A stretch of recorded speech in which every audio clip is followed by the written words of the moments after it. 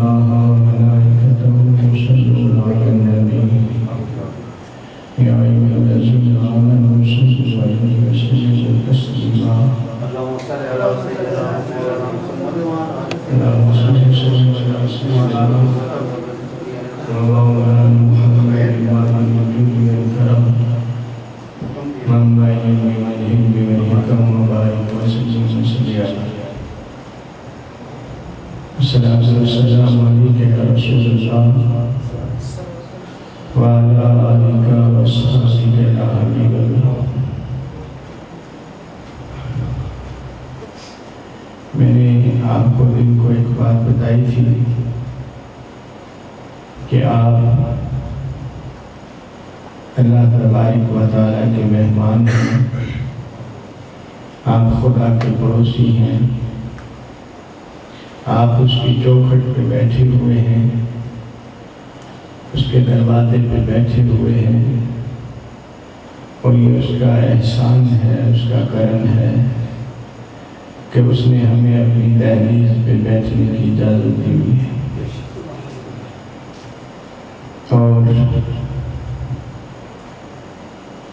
اگر کوئی مالک کسی کو اپنی چوکھٹ پہ بٹھا لے تو بیٹھنے والے کو اپنے مالک کا حق بھی ادا کرنا چاہیے اور احترام بھی بجا لانا چاہیے اور اس کا شکر بھی بجا لانا چاہیے. اب یہاں بیٹھنے کا فائدہ کیا ہے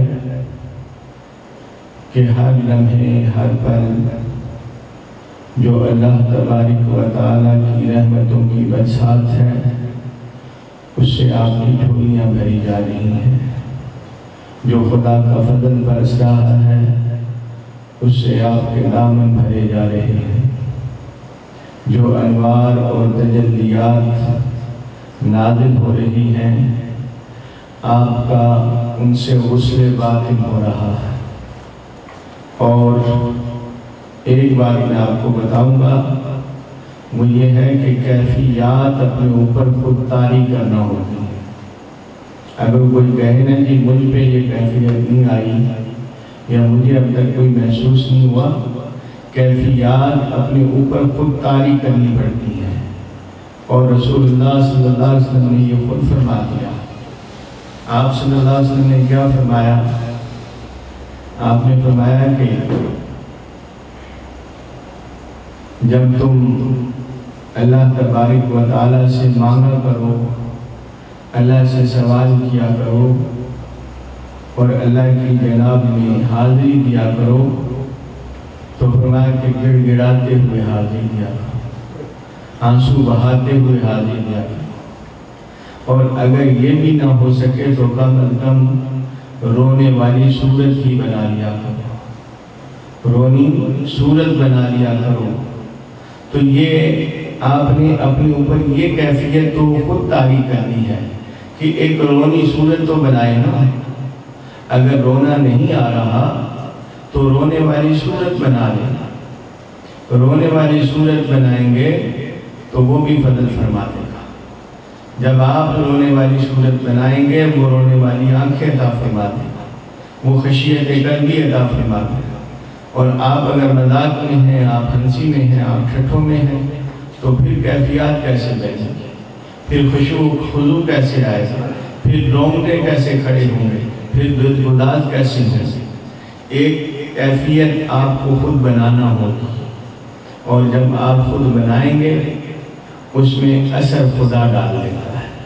مجھے یہ بتائیں کہ بیج آپ ڈالتے ہیں اور پھر اس کو اگاتا کون ہے؟ خدا. اگر آپ بیج ہی نہ ڈالیں تو آپ کے کھیت میں کبھی ہریالی آئے گی؟ اب جب کھیت میں آپ نے بیج ڈالا، اللہ نے پودا پیدا کر دیا، آپ کے کھیت میں ہریالی آ گئی. اب اس میں دانا، اس میں پھل، اس میں ثمر، وہ کون ڈالتا ہے؟ خدا ڈالتا ہے. اس میں لذت، اس میں ذائقے وہ خدا ڈالتا ہے. بس آپ کا جو کام تھا وہ بیج ڈالنا تھا. آپ کا کام آگے اس کی نگرانی کرنا ہے، آپ کا کام اس کو پانی لگانا ہے۔ اور یہی حالت یہاں ہے کہ ایک کیفیت ہے، آپ رونی صورت بنائیں، خدا فضل فرمائے گا، اور اس میں کیا ہوگا، آگے جو اس کا اثر ہے، اس کی لذت ہے، وہ ساری کی ساری خدا کے دل میں ہے، خدا ڈالے گا، وہ عطا فرمائے گا، اور اس کی رحمتوں سے کبھی مایوس نہ ہوا کریں۔ تو کل سے جو حدیث دیدار ہے اس کا مطالبہ ہو رہا تھا کہ اللہ تبارک و تعالیٰ کے حبیب صلی اللہ علیہ وسلم نے خدا کا دیدار کیا، اور دیدار بھی احسن صورت میں کیا۔ رسول رحمت صلی اللہ علیہ وسلم فرماتے ہیں کہ میں نے اپنے رب کو احسن صورت میں دیکھا، اور خود خدا فرماتا ہے ان اللہ جمیل ویحب الجمال، اللہ جمیل ہے، اللہ خوبصورت ہے، اللہ حسین ہے، اللہ جمال کو پسند فرماتا ہے۔ تو وہ کیسے ہے؟ وہ اس طرح سے ہے کہ حضرت معاذ بن جبل رضی اللہ تعالیٰ عنہ اس حدیث کے راوی، حضرت معاذ بن جبل آپ فرماتے ہیں کہ ایک روز صبح نماز فجر نبی کریم علیہ السلام تاخیر سے دیر سے نماز فجر کے لیے تشریف لائے۔ اور میں آپ کو ایک بات بتا دوں، آپ لوگ جو مدینہ گئے ہیں انہوں نے تو مشاہدہ کیا ہوگا، جو نہیں گئے رمضان المبارک کی تاک راتوں میں ہم سب دعا کرتے ہیں کہ اللہ ہمیں مدینے کی حاضری نصیب فرمائے اور رسول اللہ صلی اللہ علیہ وسلم کا حجرہ مبارک مسجد سے متصل ہے، جہاں اب بھی آپ آرام فرما رہے ہیں، ریاض الجنہ کے ساتھ بالکل متصل ہے، اور آپ صلی اللہ علیہ وسلم کے حجرہ مبارک کا دروازہ ریاض الجنہ کی طرف کھلتا، آپ حجرے سے مسجد میں تشریف لے آتے۔ اب آپ یہ دیکھیں کہ صحابہ کرام نماز فجر کے لیے جمع ہیں، اور رسول اللہ صلی اللہ علیہ وسلم تشریف نہیں لائے، یہاں تک حضرت معاذ فرماتے ہیں کہ یہاں تک تاخیر ہو گئی، دیر ہو گئی کہ گویا سورج نکلنے ہی والا تھا، روشنی پھیل گئی، طلوع آفتاب ہونے والا ہے۔ لیکن ان صحابہ میں ابو بکر صدیق رضی اللہ تعالیٰ عنہ بھی ہیں، عمر فاروق بھی ہیں، عثمان غنی بھی ہیں، مولا علی بھی ہیں، تمام صحابہ کرام ہیں۔ کسی نے جا کر رسول اللہ صلی اللہ علیہ وسلم کا دروازہ نہیں کھٹکایا، کسی نے جا کر رسول اللہ صلی اللہ علیہ وسلم کا دروازہ نہیں کھٹکایا، منتظر ہیں سب، سورج طلوع ہونے والا ہے، کوئی صحابی رسول اللہ صلی اللہ علیہ وسلم کا دروازہ کھٹکانے نہیں ہے۔ صحابہ کرام کا معمول کیا تھا؟ سرکار تشریف لے آئیں تو نگاہیں رسول اللہ صلی اللہ علیہ وسلم کے حجرہ نور کی طرف ہوتی تھیں، اور جیسے ہی آپ صلی اللہ علیہ وسلم مسجد نبی شریف میں داخل ہوتے تھے، آپ صلی اللہ علیہ وسلم کے نور سے مسجد روشن و منور ہو جاتی تھی، مسجد میں روشنی پھوٹ جاتی تھی، ہر طرف نور کی کرنیں بکھر جاتی تھی، صحابہ کے چہرے کھل اٹھتے تھے، خدا گواہ ہے ان کے چہرے روشن ہو جاتے تھے، خوشی جو ہے ان کے چہروں پر اچھلتی تھی۔ رسول کی زیارت ہو تو چہرے روشن کیوں نہ ہو؟ یہی تو ایک ایمان والے کی یہی تو ایک تمنا ہے، یہی تو ایک خواہش ہے، یہی تو اس کی ساری زندگی کی فریاد ہوتی ہے کہ مجھے میرے رسول کی زیارت ہو جائے، دیدار ہو جائے۔ رسول اللہ صلی اللہ علیہ وسلم کے حجرہ نور کی طرف آنکھیں ہیں، سب صحابہ دیکھ رہے ہیں، لیکن کسی نے جا کے یہ نہیں کہا یا رسول اللہ نماز کو دیر ہو رہی ہے، کسی نے نہیں کہا، کسی نے نہیں کہا یا رسول اللہ سورج طلوع ہونے والا ہے، نماز قضا ہو جائے گا۔ جی انہیں پتا تھا خدا کے حبیب صلی اللہ علیہ وسلم اگر تاخیر سے تشریف لائیں گے تو اس میں بھی حکمت ہے۔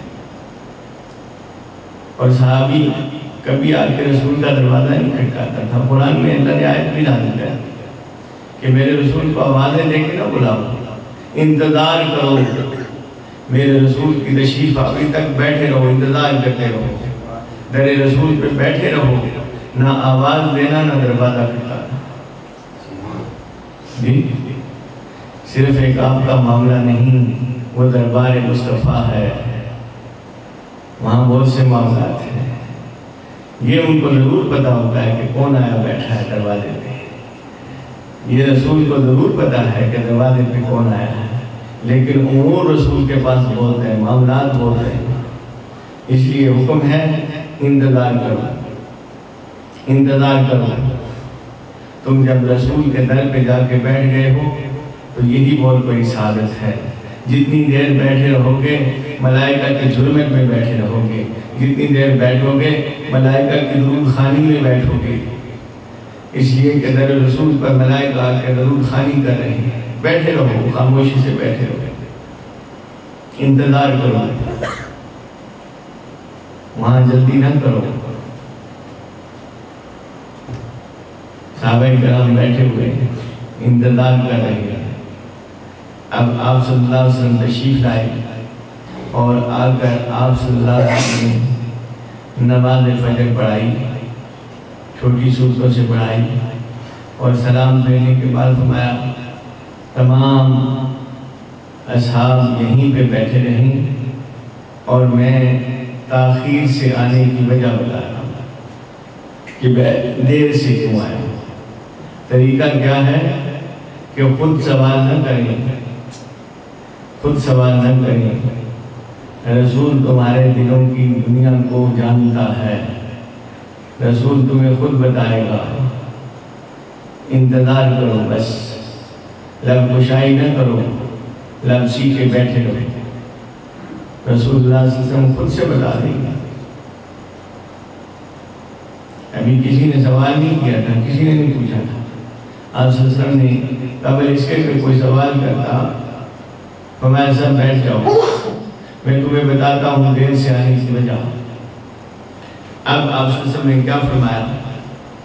آپ صلی اللہ علیہ وسلم فرماتے ہیں انی قمت من اللیل، میں رات کو بیدار ہوا، میں رات کو نماز کے لیے کھڑا ہوا، فتوضأت وصلیت ما قدر لی، فرمایا کہ میں نے وضو کیا اور میں نے نماز ادا کی، جتنی استطاعت تھی، جتنی مجھ میں قدرت تھی، جتنی قوت طاقت تھی، میں نے نماز پڑھی۔ یہ نماز تہجد کی بات ہو رہی ہے۔ آپ صلی اللہ علیہ وسلم نے کیا فرمایا کہ میں نے وضو کیا اور نماز پڑھی۔